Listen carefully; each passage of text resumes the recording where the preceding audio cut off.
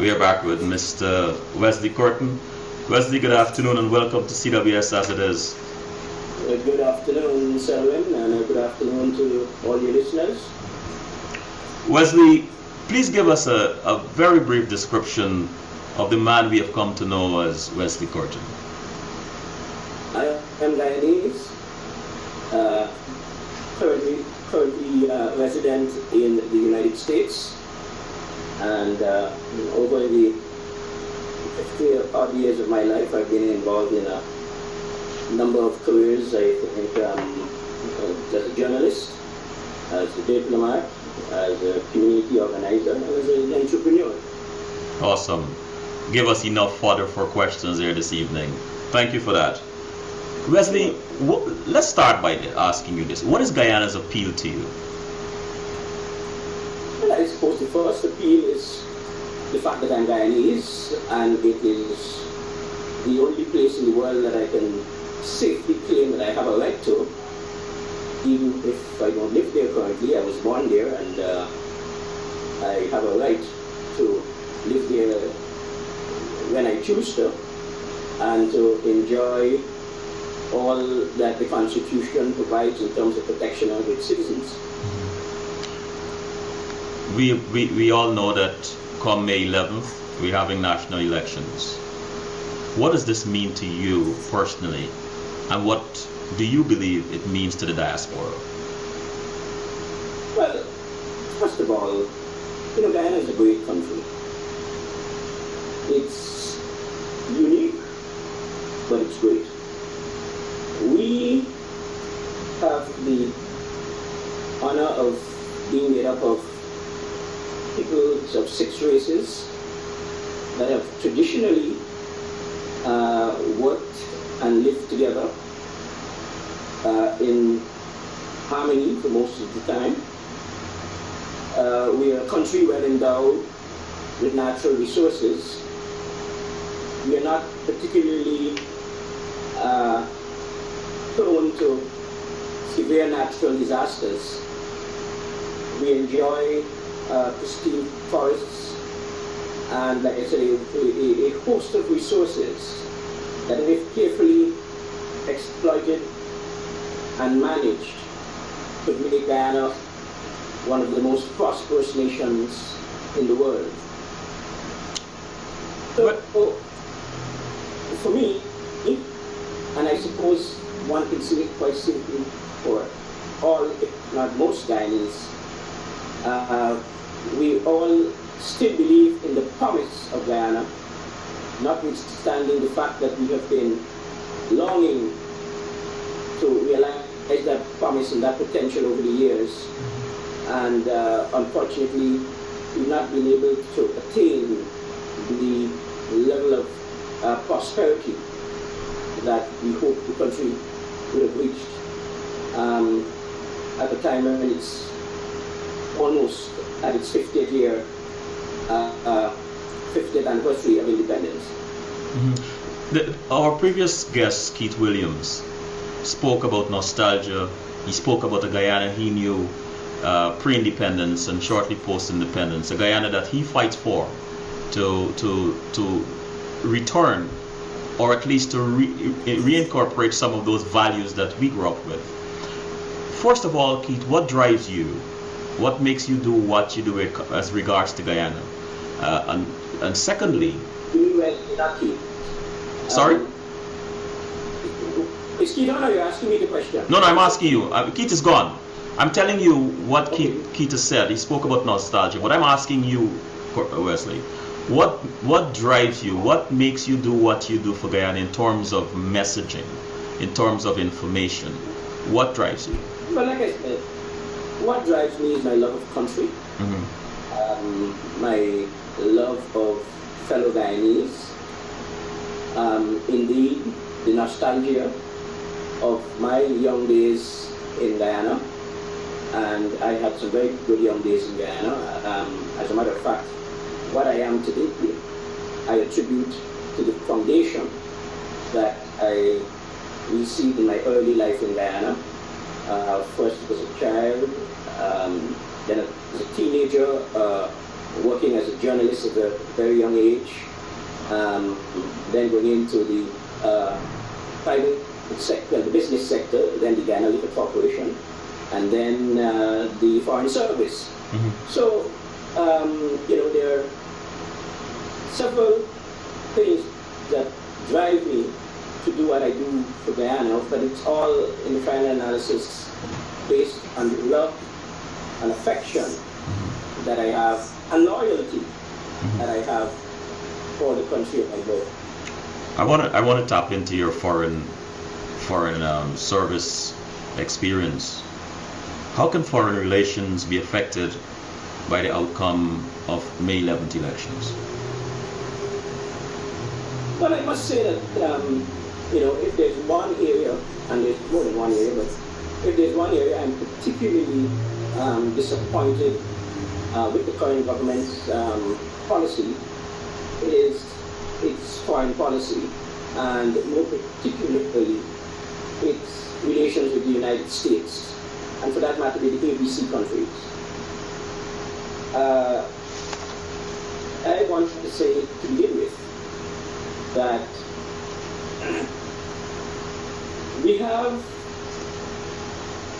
hundreds of thousands of Guyanese living in the diaspora, the majority of whom live in the ABC countries.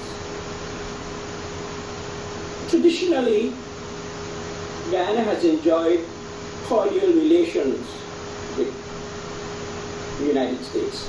That is not to say that we haven't had some spats with the United States in the past, but not the constant bombarding of the United States as the cause for almost everything that has gone wrong with Guyana.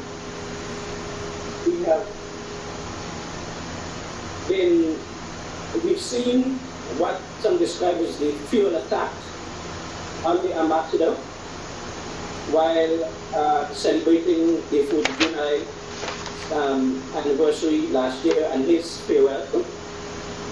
A rather undiplomatic, unfriendly, disgusting approach to bilateral relations with a country that has been traditionally a friend, and a country, whether we like it or not, is the superpower of the world today.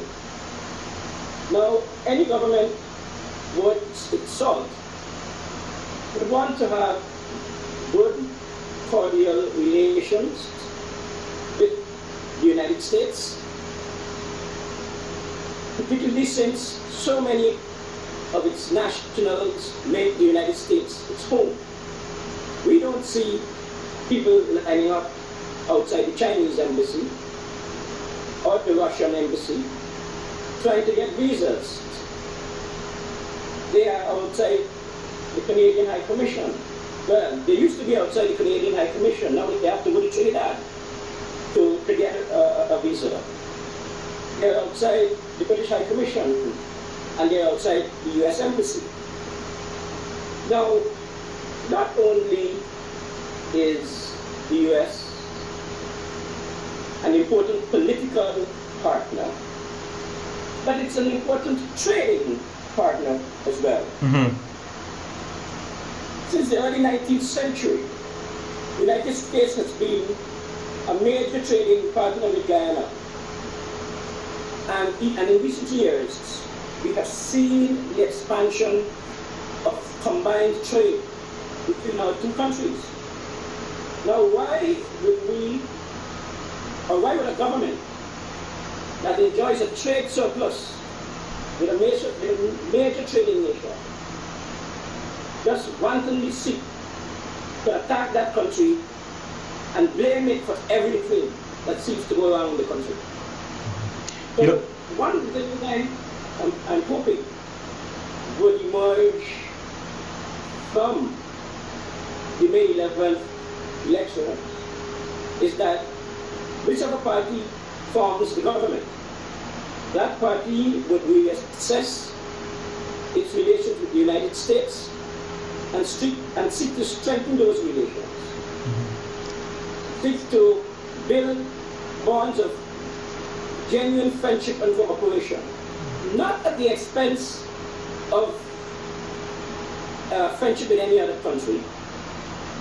I have long advocated, even in my days in the Organization of American States, that Guyana and the Caribbean enjoy the right to relations with Cuba, and that has been ongoing. I have always said that there needs to be a place at the table for Cuba in the Organization of American States, and I'm hoping that with the normalization of relations between the U.S. and Cuba, that Cuba might take its place at the table of hemispheric. Wesley, before you get too deep into that, I want to arc back to the incident you mentioned with the government, with the minister and the ambassador to America. I think that was the acting foreign minister at the time, attacking the U.S. ambassador Brent Hart. The question I want to ask you, though, how much of a damage that would have done to Guyana's relations with America? So in speaking to some senior U.S. people just after that attack, as expected, they said there will be no repercussions. You know, it's unfortunate, and that is the kind of response, formal response you get. But there are ways that countries react that sometimes you don't even recognize.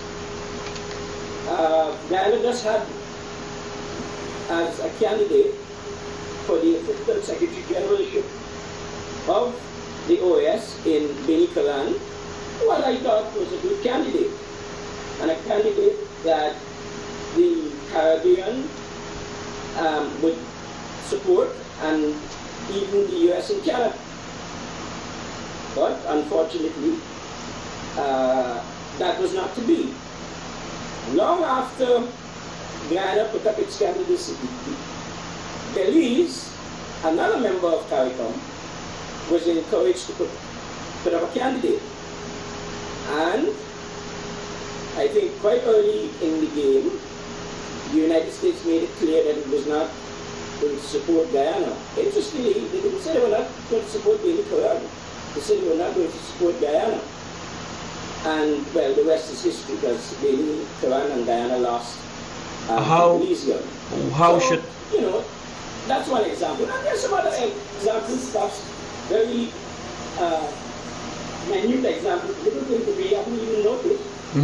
I read, I think yesterday's newspapers, where the president has been complaining about the fact that he's hurt by the U.S. position, U.S. investment in the MA for this project. And I would ask the president whether you didn't expect the United States to be employed.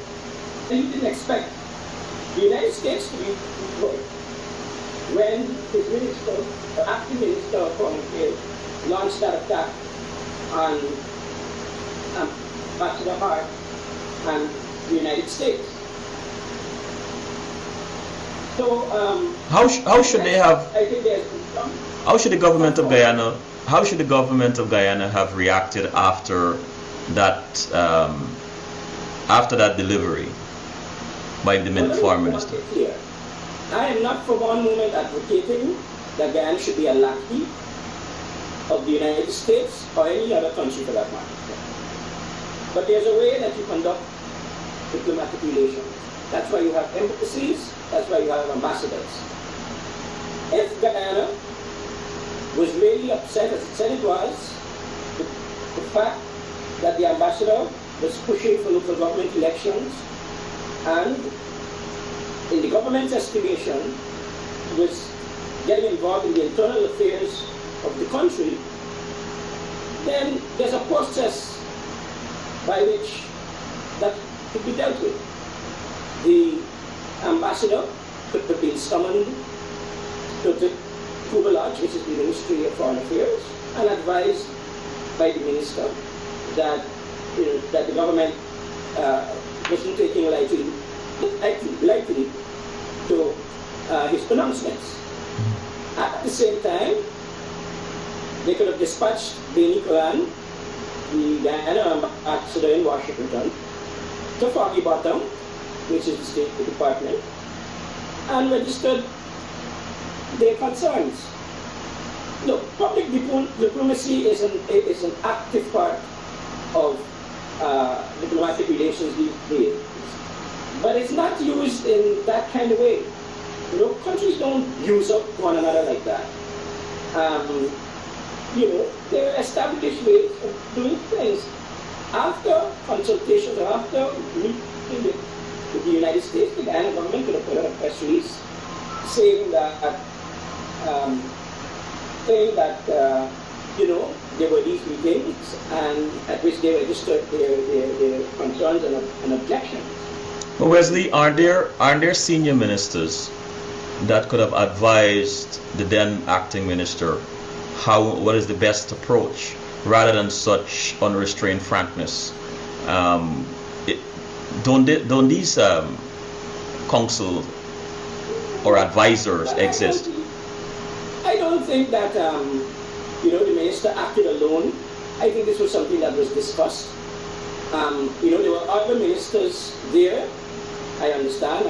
I wasn't there, but I understand Minister Robert Prasad was there, and some others who apparently didn't seem to appreciate it. I don't know that for sure. That's what I've heard.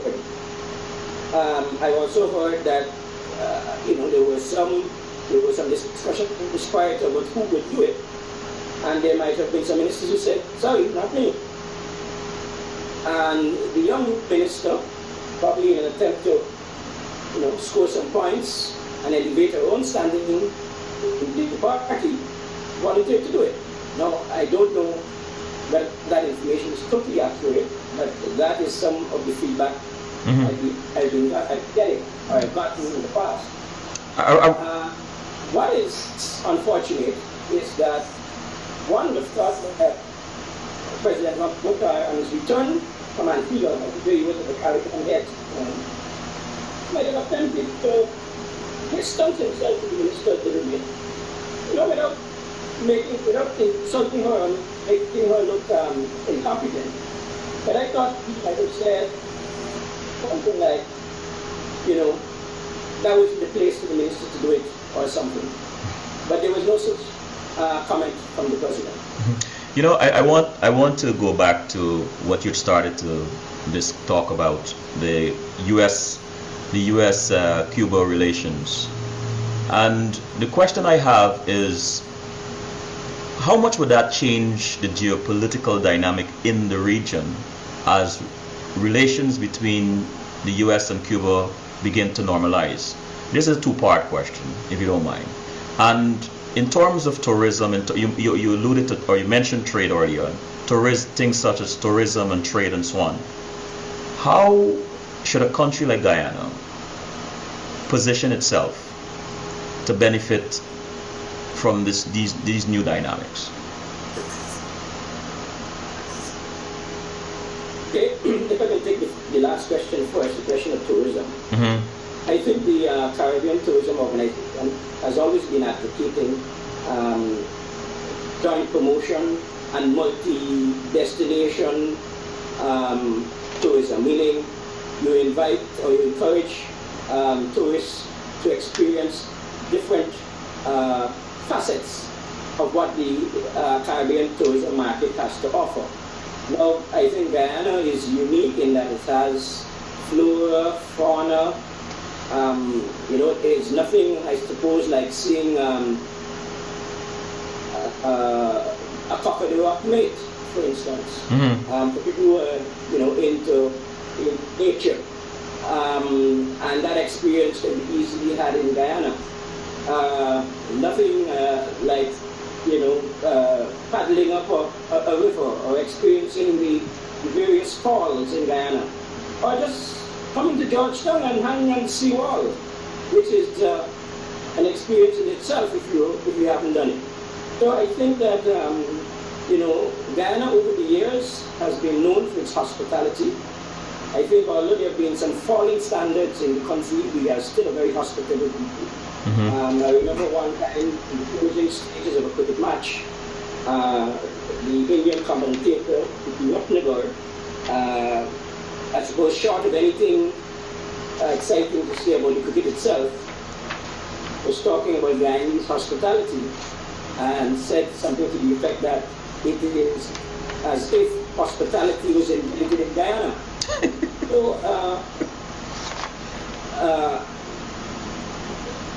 we have, I think, a good product to offer. Of course, we need to do a lot of work on the sanitation issue.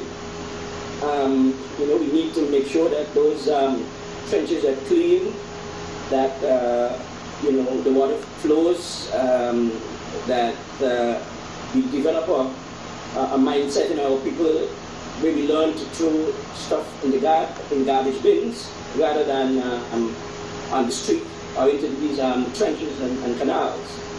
So from the tourism point of view, I don't see Cuba's re-entry into the international tourism market, we call it that, as a difficulty for Guyana.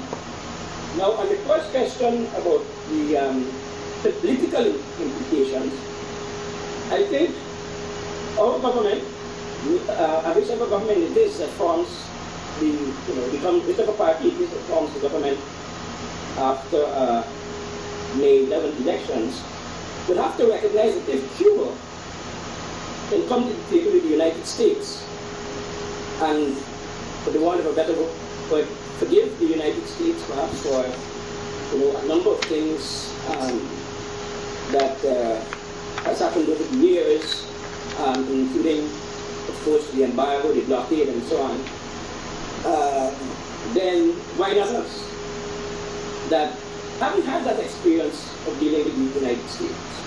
Of course, there are some that argue, and I see it on Facebook and so on, and they ask me why I'm always defending the United States because the United States gave us Bonum. But, I think that's folly. What has happened in the 50s and 60s don't necessarily repeat itself now. These are different times, and internationally, the conduct of international relations has taken on a different tone, different strategies, different objectives, and so we need to be on top of our game, given the conditions of the modern day international community, the modern day world, and pursue a foreign policy that that takes into account the realities of our situation. One of those realities being that we have a neighbor that still wants to claim a significant part of our territory, and when under pressure, may well want to exercise a military option. Mm-hmm. And we will have to depend on people like Brazil, the United States, Britain, and Canada to help us to avoid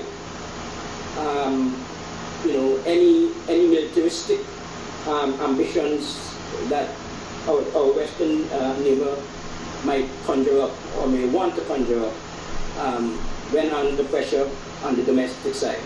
Wesley, if you were asked to advise the new government, whichever wins after the May elections, on foreign affairs, what are three foreign relations policies you would advise be either implemented or modified?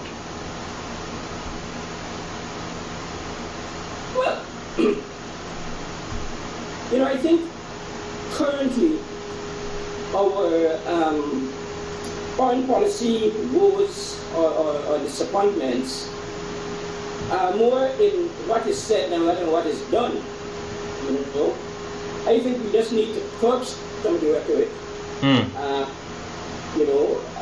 Cut out some of this views out mentality that we have. Stop the blame game.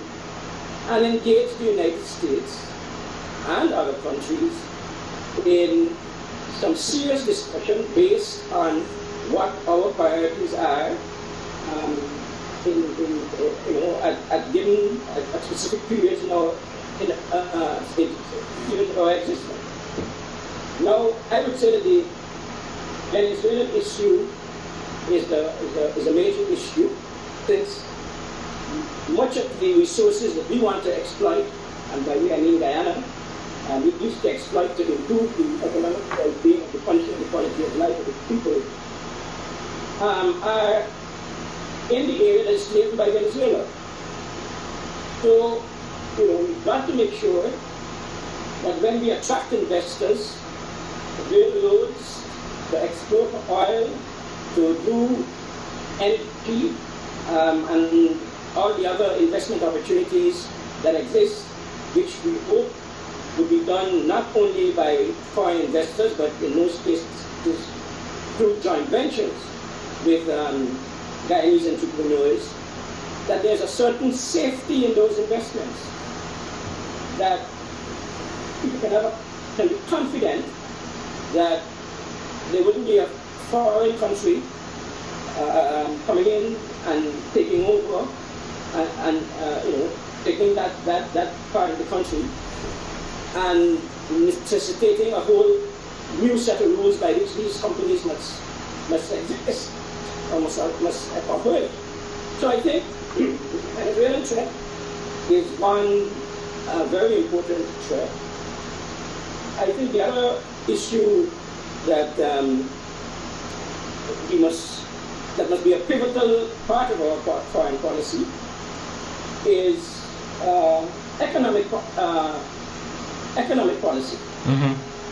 We must gear our foreign service to promote exports, to help to find markets for not only our primary products, but for things like handicraft and the like that are produced by small artisans. So the business side of our international relations policy must be well thought out, and our embassies should be staffed in such a way that they can help to promote trade, and not only trade in the primary products, but in the products put out by small business people. Wesley, if you had a message for the diaspora, for Guyanese at home and in the diaspora about this election, what would that message be? Well, the first thing, I would hope that these elections would go on in an atmosphere of peace, mm-hmm. that we would all be calm as we go about exercising one of the basic rights that we enjoy, that is the right to vote. In other countries, people have fought and died for that right. And so I hope that Guyanese will assess, well, those at home, because we here don't vote, but those at home, the electorate would analyze issues not on the basis of race, not on the basis of class, but on the basis of what, in their view, or how, in their view, the various parties promise to deal with the issues that affect them. Mm-hmm. Sorry? No, go ahead, Wesley. I'm sorry. Go ahead. And in their estimation, which party or parties is best able to transform that hope that we've longed for over the years for prosperity, transfer that hope for prosperity into reality. Mm-hmm. Now, after the election, once a winner is declared, I would hope that whoever wins would indeed embrace all the people of Guyana. I hear a lot of talk about locking up people if the government changes and so on. I was happy to hear David Granger say that there would be no witch hunt, so to speak, on the part of an UPNU-AFC government if they win the elections, and I was happy to hear that. If there's sufficient evidence to put before the courts, then that should be done and let the process take its course. But the last thing I would want to see in Guyana is people celebrating a victory by attacking those who might have been in government if the government changes. I would hate to see photographs like that came out of Libya when Gaddafi was captured by his opponents, where they beat him and they shoot him and you see all this bloodshed and so on. Gosh, I hope not. That is not the Guyana. No, I hope not. And so I am looking forward to, regardless of who wins the election, a new era in Guyana. A new era where the government will embrace all the people of Guyana genuinely, not just by lip service. Genuinely embrace the people and their aspirations. Wesley, thank you so much. But before you go, I just want to go into the chat room. There was a question here by Davina Khan. I'm not sure it was for you. I may have seen it after Keith left. The question is, why would the diaspora trust the coalition to move forward, and the coalition will not continue from where the PPP will be leaving off? I'm not sure that's for you. However, Harold asks a question that is directed to you. Can the spirit of the meeting at the Washington Plaza in 1991 be revived? Can something like that be recaptured? Sorry, I didn't get it. What in 19? Can the spirit of the meeting at the Washington Plaza in 1991 be revived? Can something like that be recaptured? Well, I don't know. What I organized in 1991, if this is what the gentleman is talking about, was an investment forum where we brought together people like Andy Reynolds, who had invested in Guyana, or we invested in Guyana under Desmond Hoyt, and some other investors, as well as some US agencies like the Overseas Private Investment Corporation and so on, and potential investors, a number of companies that had expressed an interest in Guyana but really wasn't doing anything concrete to move forward.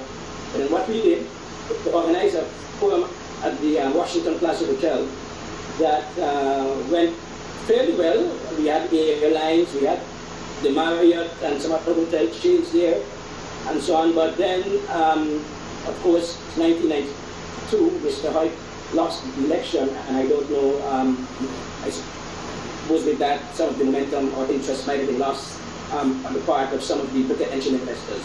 Wow. Well, Wesley, thank you. Time is always too short on the show, and I'll be inviting you to come back again sometime and share some more with us. So thanks a lot. Thank you, and thank you for having me, and good evening. You're welcome. Good evening to you and your listeners. You're welcome.